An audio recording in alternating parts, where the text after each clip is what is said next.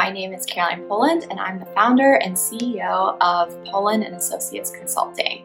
Today, I'm going to talk a little bit more about the window of tolerance and how that impacts your life.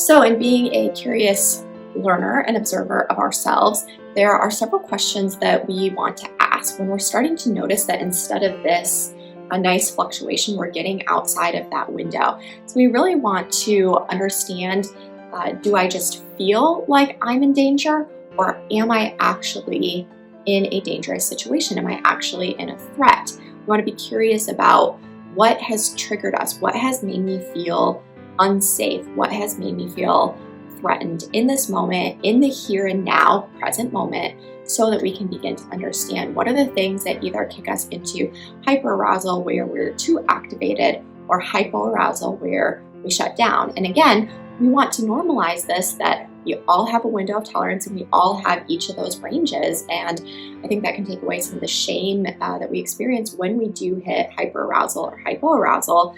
But instead, we can work to understand it. We can ask ourselves questions to understand what is actually going on, and then we can develop strategies to not only widen that window of tolerance, but when we flip into hyperarousal or hypoarousal, we can bring ourselves back into that window and that healthy fluctuation and impact each of those areas of our life.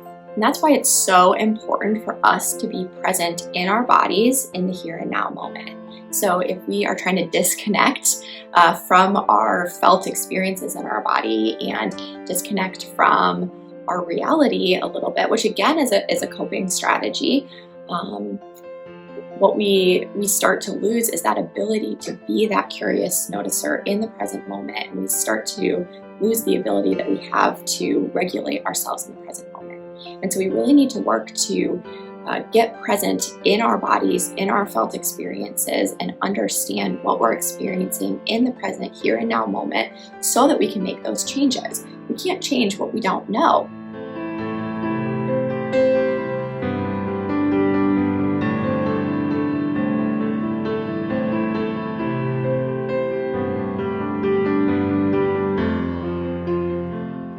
So once we start to know something and we're present to it in the moment, we can begin to make those changes.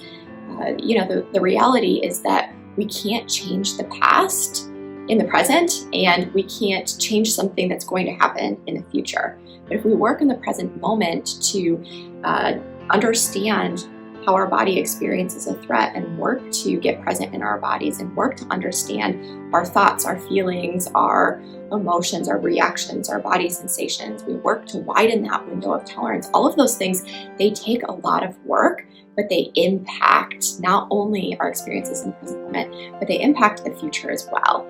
The other really interesting thing is it impacts other people around us.